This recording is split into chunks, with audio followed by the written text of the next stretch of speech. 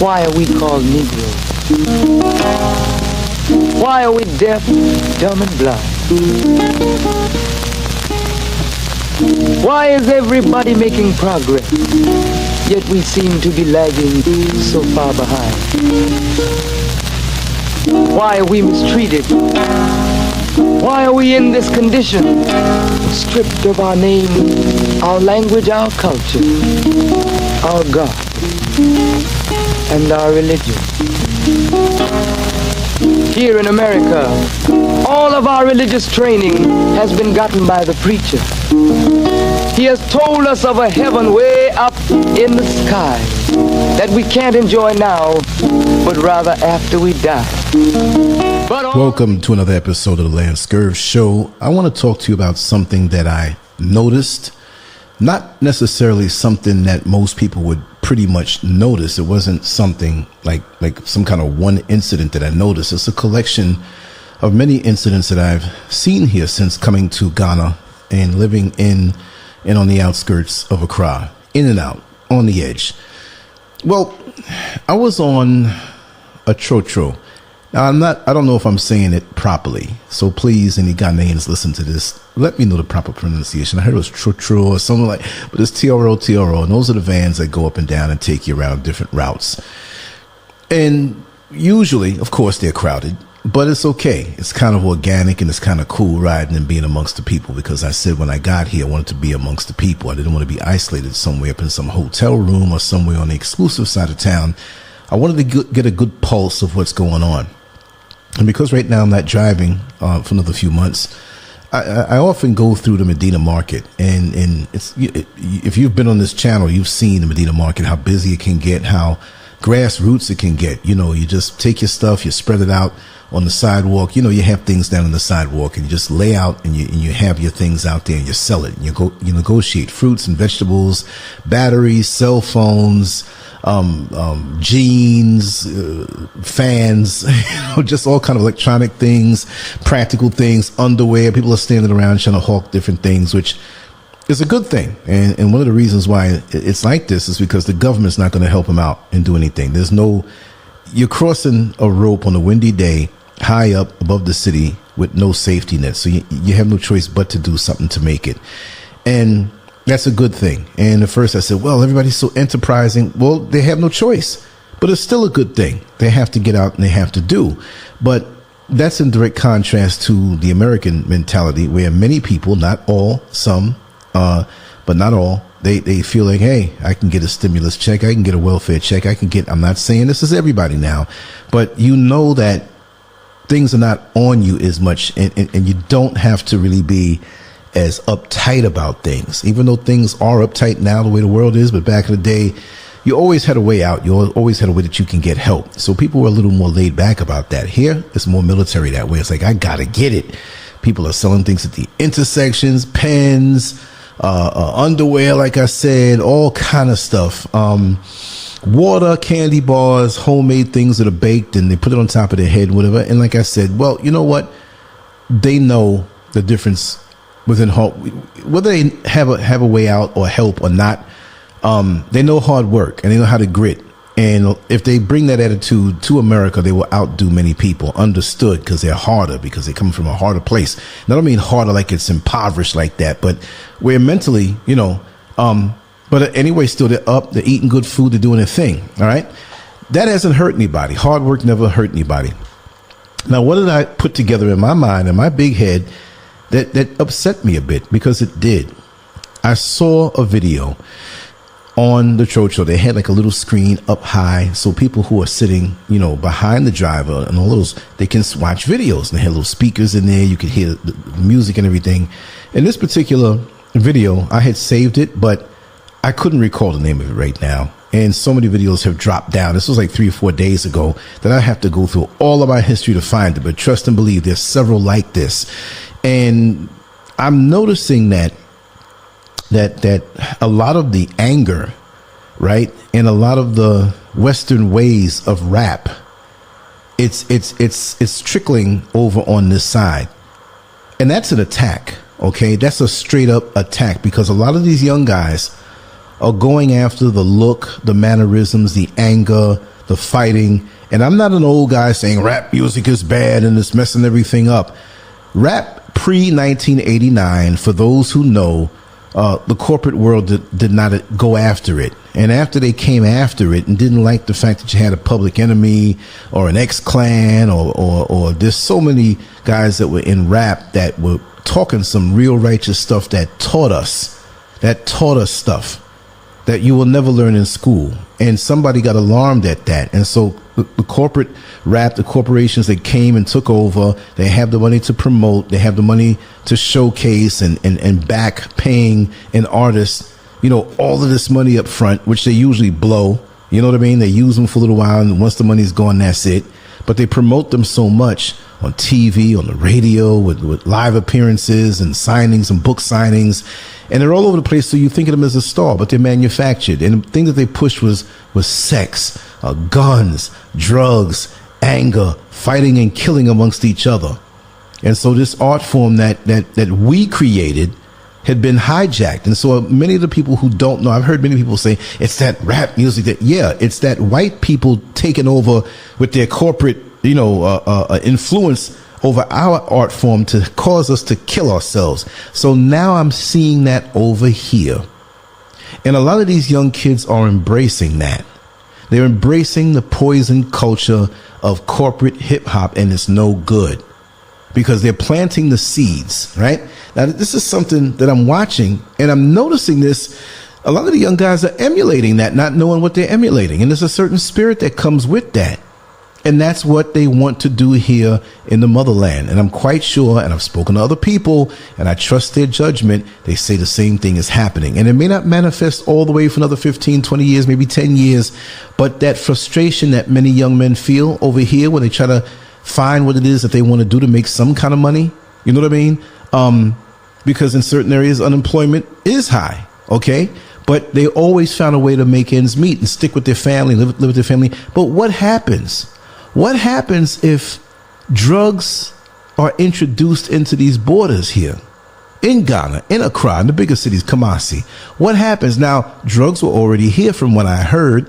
They had a real bad situation with crack at one point. I don't know if it disappeared completely. I don't know if it's just been reduced or whatever have you. But I talked to two gentlemen that were in a rehab here in Accra, and they spoke to me and they said that they're recovering addicts. So I spoke to some that I didn't have a chance to really interview them like I wanted to. I haven't heard any word from them. They were supposed to call me, but when they call me, I want them to walk me through what it was like to be on crack here in Accra, Ghana. And see, these things exist over here, and people don't think that. They just think motherland and Aquaba and welcome and all this and kente cloth and everything. But you have situations over here. You know, you have some who are unemployed. You have lower wages lots of times. People who are not as skilled, whatever. So this is why when you come here as an American with a half a pension, you can live so high on a hog. You understand? And also because of the influx and the influence of religion, namely Christianity and Islam, but mainly Christianity, a lot of the guys are not going to work out their frustrations and knock you over the head and take what you got. Some will do it. You do have some gangs here. You do have some groupings, but nothing like huge and organized, whatever. But you have some guys who will do what they have to do to survive. You do have crime. You do have guns hidden away. You don't hear people pulling out guns and shooting them, but you do have guns here from what I hear. Okay. But it's not on the same level in certain inner cities and the major cities of America. What I'm saying is that the seeds are being planted right now, big time. And they're using the pseudo culture, which is not our culture. That hijacked culture of rap music is not our culture. And a lot of these youngsters are emulating that. And a lot of guys out here must be producing. I mean, they are producing the videos. Who are these people? Why are they rolling along with this? Are they getting paid money from higher entities to just push this kind of stuff? You know, I mean, I don't see any like overtly sexual things. There's some pretty shapely girls here, and the man's going to think what he wants. He's going to think something sexual, but I haven't seen anything really like out there. When it gets to that point, and when I see a gun in the video, then it's going to be like, I'm going to have to really talk about that. I'm going to have to really go after some of these guys who are making these videos and ask them, what's the point of you introducing this mentality here when it was a whole different thing. Why don't we get together and survive and live and come together as a people and make something work? We have too many resources. How are you going to do this in a place where there's so much resources? See? But you have others who have money who don't look like us, who come from other countries and come and mine the gold and come and get the bauxite and come and try to get the cocoa and come and try to get everything that you can get over here, even if it's just to be over here living. You have a lot of white folks who come over here in Ghana and live, and they get big pieces of property, go up in the mountains and build these big palatial estates and put big walls around it with the barbed wire, which a lot of people do, and they live real good. Pennies on the dollar, no chemtrails, GMO food growing in the yard and everything. They don't care about Ghana. They don't care about the youth of Ghana. They don't care who shoots somebody's head off. Now, tonight, earlier, just a little while ago, because I went out and hung out a little bit, in an undisclosed location, nothing crazy, I'm just being funny. But I was on my way home and I was waiting for the Trotro, and I was way down on the main road, not too far between Medina and where I live, and in an area called Adenta. And I had to walk up like a block because a lot of the blocks had a little divider that makes the service road turn. So you have to go way up where the Trotros come that are going straight. So as I was waiting, there were two young guys. I'd say they were about maybe 15 or 16 years old. They were in each other's face. And they're not so aggressive here to fight, really, right? Like the way they went on pointing in each other's face and yelling and actually smacking each other in the chest. It went on for like about 6 or 7 minutes. And it's like they were just posturing, working it out. But they weren't swinging and hitting each other. And so one went to punch the other one in the face. And there were some guys that were a little older, like maybe 20 years old, not too responsible to say, hey, you can't do that. We can't be against each other. I didn't know what the thing was about. And I'm not saying, well, I'm making an excuse without jumping in. I didn't know what it was about, and I didn't know what was going on and what those young guys, because, I could have put my hand or said something to one of them, and they look at me like, oh, you American, you don't even belong here, whatever, or might try something on me, which I'm just going to have to go in knockout mode and just knock everybody out. Even if Granny came to grab me and I'm in a crazy fervor, I might knock her out in the teeth too. So no, I wouldn't do that. What I'm saying was that I observed, and it wasn't a dangerous situation. When that one kid punched the other one in the face and they kind of parted and the one guy backed up, there was a guy who knew them that walked up, and he was very angry. Grown man, probably a little younger than me, probably his late 40s. And he was speaking in his language, and he was between the both of them, and he was pushing one away and holding another one. Then another guy stood up, and he was really short. I guess those teenagers didn't respect him because he was so short or whatever, but he was in the middle of them. So he ended up punching one of the kids in the face to back up. But the way he went on and did it, it was okay, because the way those young guys were going on, it was like they were going to end up not dead, but just really like unnecessarily hurting themselves, because you can get in a fight, lose an eye, mess your teeth up or bust up your hand or whatever, something unnecessary that may require medical attention. So it was good that they kind of backed off from that, but they kept motioning, and the one guy that walked up, he had to really smack this kid in the face because he wouldn't shut up. He was speaking Twi, but he was also speaking English, and it was the broken English that I heard. It was like, listen, you need to get out of here and go home. You need to get out of the street. You don't need to be in the street. There's nothing good out here in the street. You're too young to be sitting out here in the street. You need to be getting ready to get up in the morning and do some work. Old school, talking about the work ethic. You see what I mean? And this is what we need in America. And this is what we needed in America. And it wouldn't have gotten out of hand. And this is why they want to take our men away out of the homes. So we don't have that kind of guidance from young, because they got that man strength at that point. When they smack you, you're going to feel it, and you'll remember it as you get older, and you'll see the sense of it. You may not like it now, but you'll see the sense of it, that I'd rather take that smack from an elder than end up in jail, end up in prison, end up catching charges when I'm in prison and staying longer, getting into homosexual stuff and still drugs that are smuggled in, all kind of craziness. You're not going to be right for the outside world. You're not going to be right for an enriched life. No matter what you say, prison and jail is not going to get you ready for any kind of enriched life. I'm not saying maybe corny old me who would say, well, listen, you want to be progressively employed or have your own business. You want to have a nice home, whether it's big or small, a nice clean home. You want to have your family. You want to have your wife. You want to have your mate. You want her to be proud of you and respect you. You want all of these things, but you're not going to get it by playing that game. And so now while these videos glorify this, the money, the cars, the sex, I don't see drugs yet and I don't see guns, but I'm going to raise royal hell when I finally see it. And I know it's coming because that's allowed over here, because that's the attack on the mind to get our children over here in the motherland separated from the parents, separated where they're out of the system. And they're not even thinking about anything worthwhile, and they will not be the ones who will benefit from the resources here. Okay. There's all of this land here, really, really cheap. I understand there's not a lot of money here to be made as far as getting a job here. They pay a little lower, of course, in the United States, but you can live a better life here. I'm not saying get a job here. You got to have something of your own. And this is what a lot of the youngsters who sell out in the street and in the intersections, they know this. They figured this out. I am not going to make enough money working in some job. So they're smart to do that. And a lot of them, they understand how precious money is.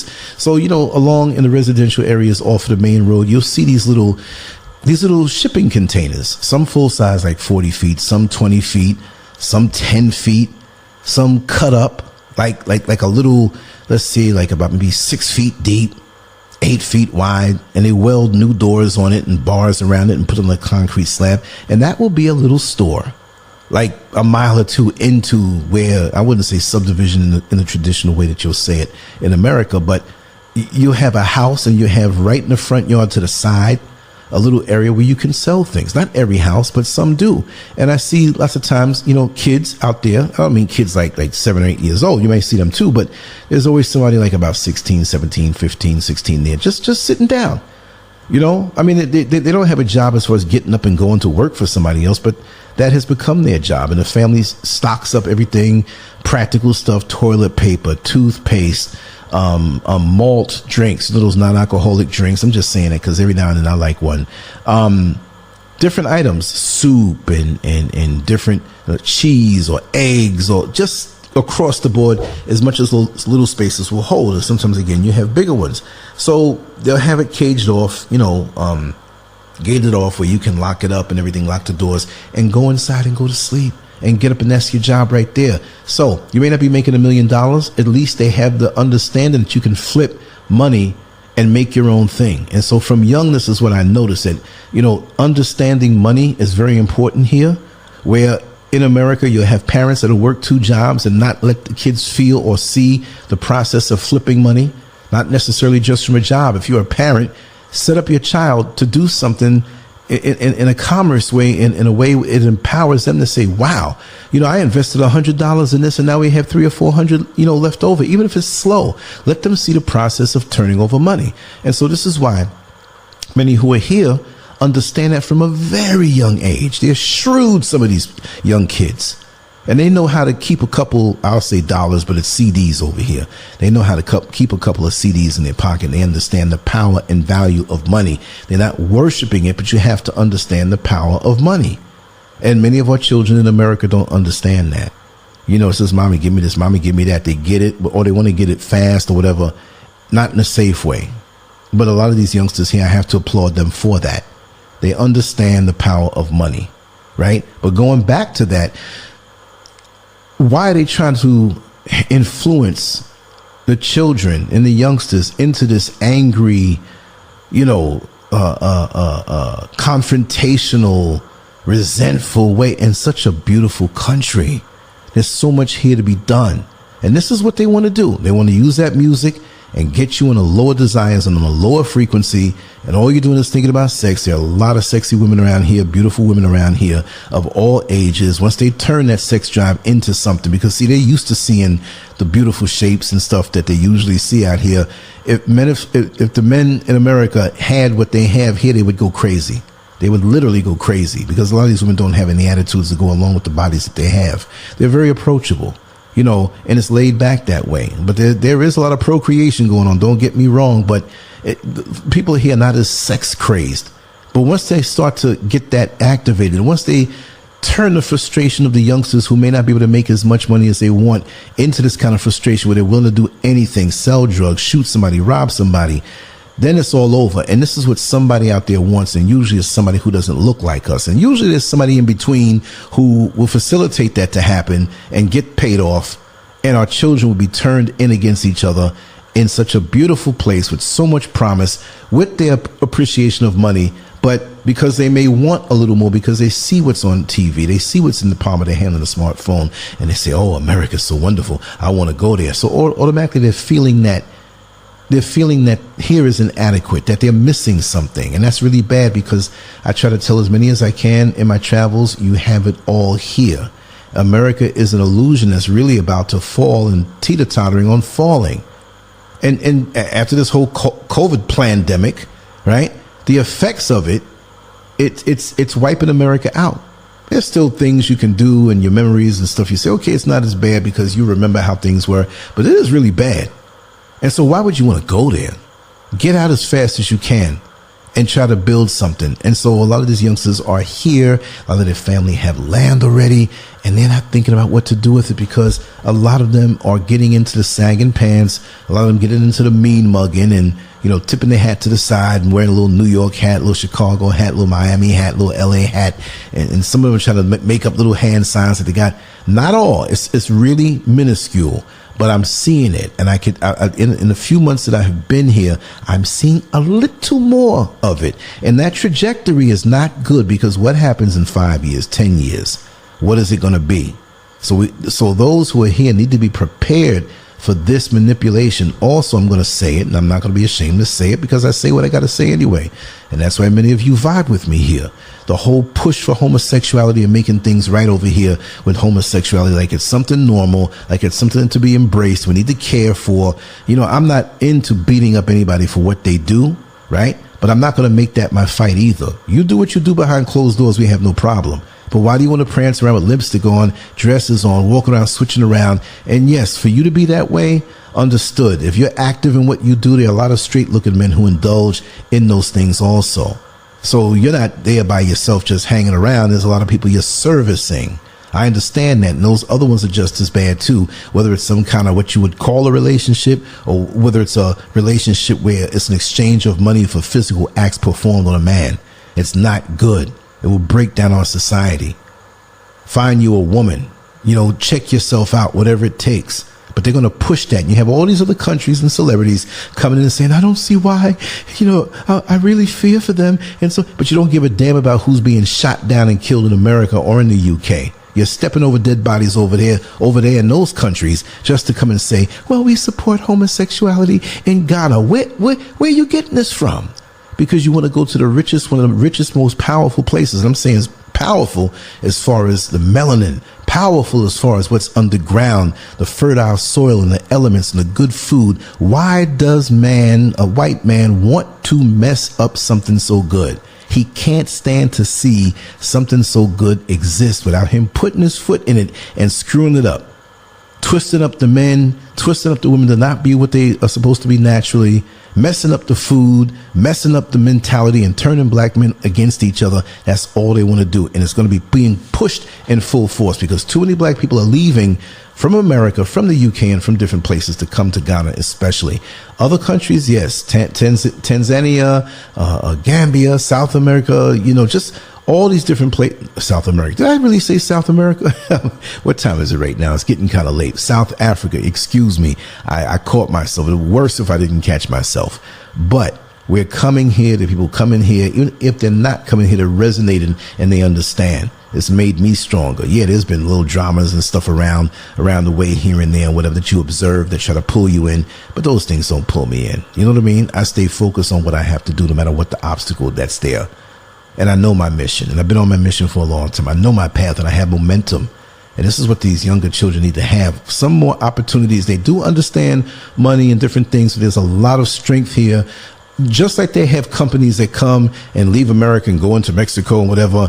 Look, you can set up shop here. You're a black company. You can come out here. You can get land cheap. You can get some good help, intelligent young men who are willing to help and go all out. And I have to say that most of the people here are not into the thievery. They're not into like stealing and robbing and what. No, they're not into that. There are a lot of good people, decent people here, but there are also some people who are intoxicated with Western civilization and will do anything to emulate of what they see out there. And that's not good, because they're so willing to share their culture. And over where we are, the homosexual is embraced, and we feel, why the hell are you worried about what's going on in somebody else's house, somebody else's country?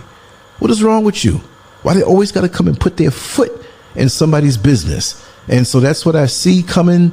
It's like a small weed that can be easily ripped up. But if you leave it, that weed will grow so tall, it'll be so hard to take it down. And these are things that are not good. I'm warning you. I'm telling you.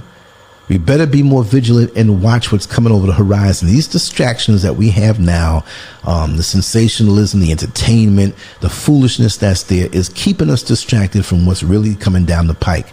It's already happened in America. It's already happened in the UK. It's already happened in the Caribbean. But they want it to happen out here so bad because there's over 1 billion black people over here in the motherland. But they're not going to tell you that with their 9% of the population having behinds. We outnumber them. They don't like it. We are all over the world. They can try to get rid of us, but there's always one of us somewhere where they think that we're not supposed to be. There are black people in Singapore. There are a whole lot of black people in China. There are black people in Vietnam, Australia, South America. What? Brazil? The majority of the people in Brazil are black. African. That have held on to the culture even longer, but they're not going to tell you that. They don't want you connected. So let's take our real culture and anything new that we come up with and keep it to ourselves and keep it to be edifying. Support your independent artists and try to keep the other artists from going mainstream, as they say it, and compromise when they can't say what they need to say. We need to speak truth in our music. We need to speak truth in our spoken word. We need to speak truth in written books. All culture must be about speaking the truth. Because the more we can put a beat to it or make it a certain way and keep that truth, the children will hear it, they'll see it, they'll absorb it, and they'll have a mantra to walk around the earth as other things try to attack their mind, because it's all about the mind. When I say revolution, many people don't understand it. They think I mean picking up a gun. And yes, if you have to defend yourself in a revolution, you must do that. But the bottom line is revolution starts in the mind. Revolution starts in the mind. And that's why they're putting these videos out. That's why they're trying to titillate you with the sex. That's why they're trying to twist you up with the whole homosexuality thing, because revolution begins in the mind, and they do not want a worldwide black revolution with others who may be doing their own thing, but it's about us, and they don't want that. They don't want a unified mind, a unified front. Yes, some may be into the religion, some may be into politics. We have to understand that the enemy does not care when he pulls that gun on you and tries to shoot your head off and kill you and stop a whole generations of bloodline. Because we're the ones getting shot down and killed. We're the ones getting on crack and drugs. We're the ones catching AIDS and all of this stuff that's put out there. And they sit back, dum-dum-dum-dum-dum. We're not doing anything to them. They're doing it to themselves. No, but they're setting up the system. They don't give a damn. They don't have a few little telethons and a few little events and say we care. No, but the damage is already done. If you drop $1,000 out of your pocket and I hand you back $5 and I pocket the other $9.95 and say, I didn't see it, but here, I see $5, you'll think, oh, you're such a good man, keep it. But I got the whole $9.95 in my pocket. That's what they do to you. They do the worst to you and then come back. Oh, look what they do here. Look what they do here. Okay, and I'm going to wrap it down after this. They will have these commercials, and everybody in America knows about these already, but they don't believe it here sometimes when I tell them here in the motherland. They have commercials where they have hungry kids with the ribs sticking out, the flies flying around in their face, and they play this old sorry behind music to make you feel sorry for the kids. They stage this thing. The mamas probably give the kids away and they starve them for a couple of days, you know, and take these videos. Don't you think, what do you think it was taken, these videos, taken with a phone? These are some people fly out there. What's the organization? I'm not going to say Blue Cross. That's insurance. I'm talking about Red Cross, right? I'm really discombobulated tonight, right? But you know what I mean. They have these groups, these charities that go out there that make millions of dollars, and they go and they have these high-powered cameras, and the whole crew, probably about 20 of them, go and stay in 5-star hotels and eat the best food and go way out and get somebody to portray this. And they have the flies and everything, and they're looking all hungry, and they play this footage back with the music and everything. And here you are, $20 can feed a child for a whole year. And you feel bad. You're sitting up in your nice bed, nice large screen TV in front of you, mortgage damn near paid. You're getting your pension check, or you have a high paying job, and your refrigerator is full, your bills are paid, you got a couple cars out in the driveway, nice manicured lawn, nice subdivision, and you have a guilty moment. And you say, you know what? I'm living so good right now. I can give up $20 a year, $50 a year, and you do it. And that money usually doesn't go to that kid that they staged this whole thing with. And they portray this all over the world, and black people see it and say, I don't want to go to no Africa. Hungry kids with the flies around their face. I don't want that. No, I don't want that. They put all this stuff up there, propaganda to turn you against it. But then again, so many of them are flying over to the motherland and living good, and you don't know it. And they're laughing at you over there while you're on the job. Oh, Africa, nothing but mud huts and tribal wars. Because how do you think things are fanned? And there are countries that don't get along with each other. There are people within countries that don't get along with each other. And America and the UK are staying by the side like, yeah, okay. You know, I'll give you some tanks and I'll give you some weapons, and you can defend yourself against the other side. And so that side will say, oh, these are good people. They're looking out for me. But they'll also tiptoe over to the other side and say, hey, I got some weapons that you can protect yourself with. All the while, they're looking at the gold that's under the foot of the people that are fighting. You understand? That's what they're doing. And they're going to keep feeding you stuff. And they just hope you kill each other off. Or they'll step in now with other aid. We're going to bring food. We're going to do this. Or we're going to give you a loan to help you rebuild your country. But the loan, the terms are so impossible that you can't pay it back. But now when you can't pay it back, they have access to that gold. They have access to whatever resource your country on the motherland or in the motherland has to offer the world. And they control it. The Chinese are good at doing that stuff. So yeah, we're supposed to be kept separate. But guess what? When you do see a hungry child in Africa, which is literally impossible because it's the food basket of the world. All this rich red soil and stuff like that. How are they hungry? Mangoes just growing. Watermelons just growing. Vegetables just growing. Yams and potatoes just growing. For those who eat chicken, chickens run around like stray cats in America. Like who's that chicken? I don't know. They're just walking around, laying eggs and just walking around free. So that's a daggone lie. It's a lie. So you don't take interest in over here, and nobody else takes interest in over here, but they know how to get those resources. And they will. And why does that child exist if it does? It's because that white man came over here, played both sides, and bankrupted the country. That's all they want to do. They rape Africa big time and keep you ignorant. And here's another thing. Why do you have to have two names? Why do you have a native name, an original name, an African name, and you got to talk about, oh, my name is William. William, that's a European name. And when you introduce yourself, they always use the daggone European name. No, forget that. Use your original name. Let the world know who you are. Why are you dressing up in suits and ties, European looking? That's a sign of submission. Ladies, why are you straightening out your hair? Keep your hair as beautiful and as kinky and as gravity defiant as you can to raise up and catch those downloads from the sky and the sun on a spiritual level. They have us hating everything about us, but then we go and talk about Jesus. Come on. Get connected with who you are in nature. You don't see no animal out there running around in the wilderness about Jesus. He going to go hunt some food and get up in somebody's ass to get some food. That's the bottom line.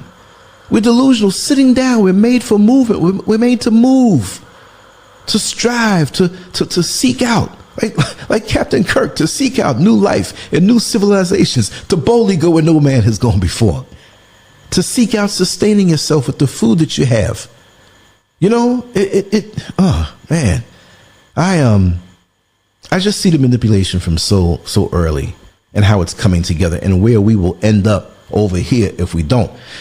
This is a place that every black man in the world needs and woman needs to have a connection to, even whether you live here or not. You need to have some kind of business interest or set up something or get collective with the people that you know that work on the job with you and say, hey, let's take $2,000 out of our tax returns and turn it into $10,000. We know some people that live over there, people that we really know, that like somebody's cousin, somebody's mama that lives over here, and let's see if we can get some land and we take our time and build something while you earn your retirement, while you earn your pension.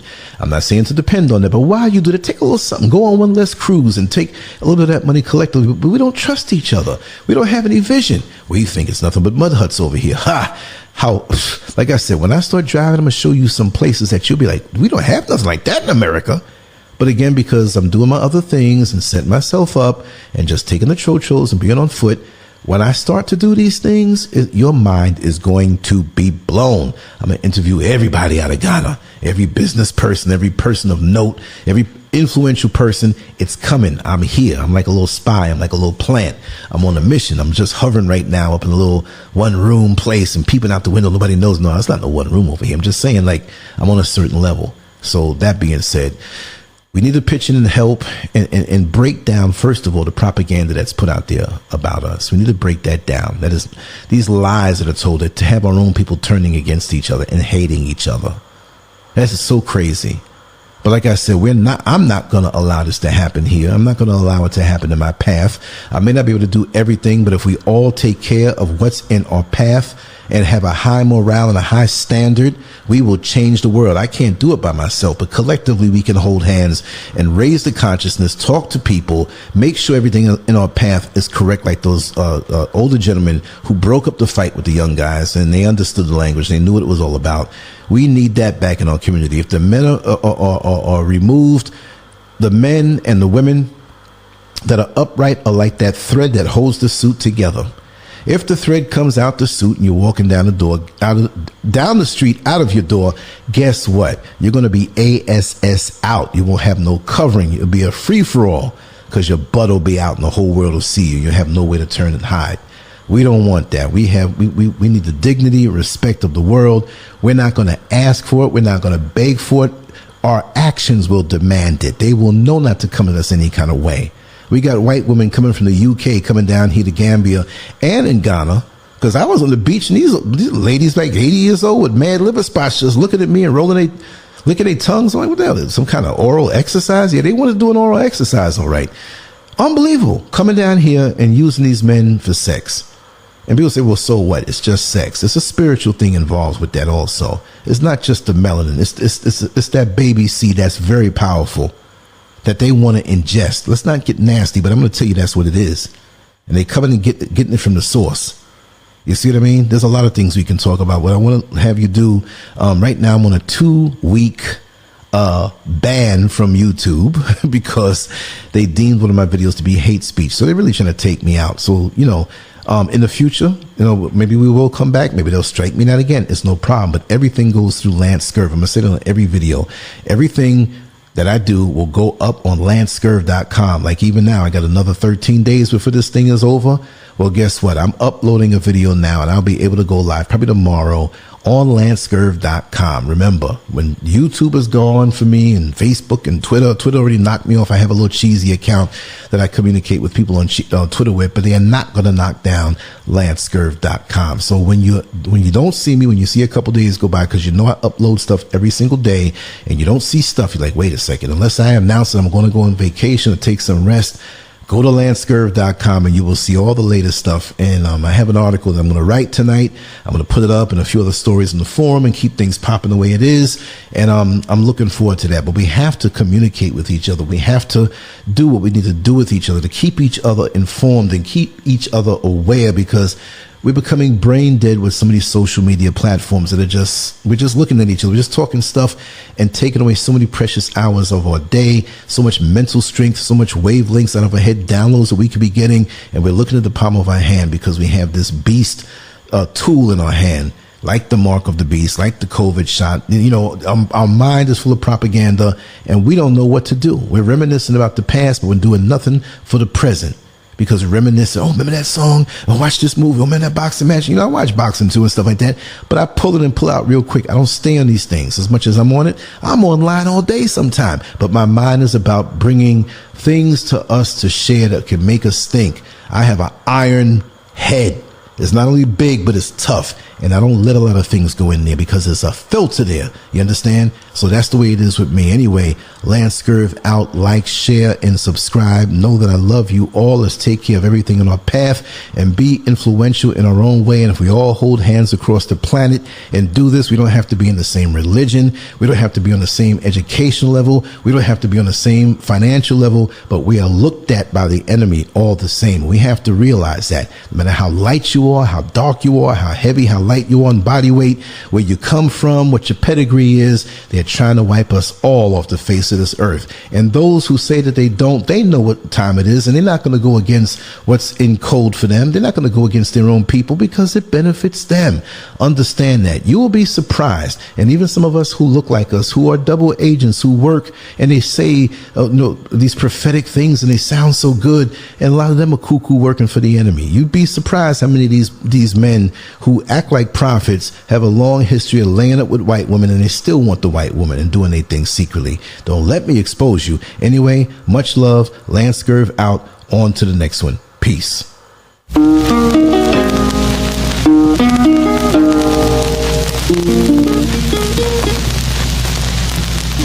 Why are we called Negroes? Why are we deaf, dumb, and blind? Why is everybody making progress, yet we seem to be lagging so far behind? Why are we mistreated? Why are we in this condition, stripped of our name, our language, our culture, our God, and our religion? Here in America, all of our religious training has been gotten by the preacher. He has told us of a heaven way up in the sky that we can't enjoy now, but rather after we die. But all of the years that we're living, for us there's nothing but hell, pain, torture, and misgiving. Yet the Bible speaks of a heaven filled with material luxury, which the white man and the preacher has right here, so we see. So my friend, take it for what it's worth. Your heaven and your hell is right here on this earth. So let's check back into history, which rewards all research and tells us plainly that before the white man gained entry to the East, he was living in the caves of Europe, a ravenous beast, eating juniper roots and eating flesh raw, till God sent Moses to civilize him and teach him the law. Then, following Marco Polo, an explorer, he gained entry into Asia and Africa. From China, he took silk and gunpowder. From India, he took jute, manganese, and rubber. He raped Africa of her diamonds and her gold. From the Mideast, he took barrels of oil untold, raping, robbing, and murdering everything in his path. The whole black world has tasted of the white man's wrath. So, my friend, it's not hard to tell. A white man's heaven is a black man's hell.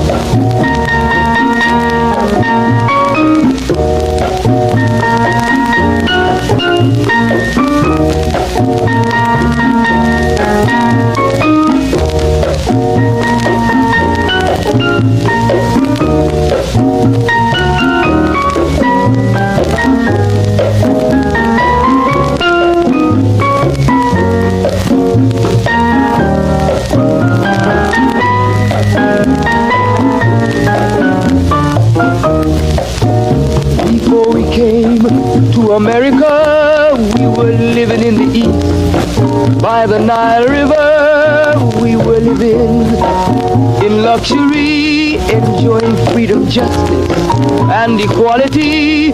We wore silken robes, slivers of gold. We were the wealthiest and the wisest people, I'm told. Now we are the poorest of the poor. Nobody wants us at their door. So, my friend, it's easy to tell.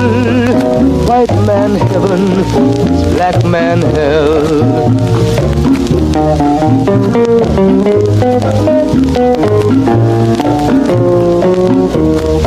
When the white man came to America, he told the Indian, I am your white brother. He said, red man, I'll treat you the best. Yet and still he pushed the Indian further west with his white woman and firewater barter, tricks and lies, he stole America. The original owner of this nation is cooped up on a reservation.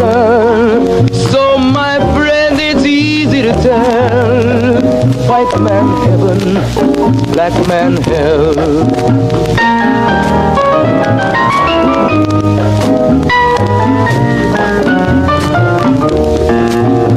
He needed someone to work the land, his back was too weak. He needed you, black man, so he commissioned Sir John Hawkins to commit the worst, most grievous sin, to take a man who's born to be free and bring him down to slavery, to sell a man as merchandise, on his body put a price. Oh, my friend, it's easy to tell, white man heaven is a black man hell.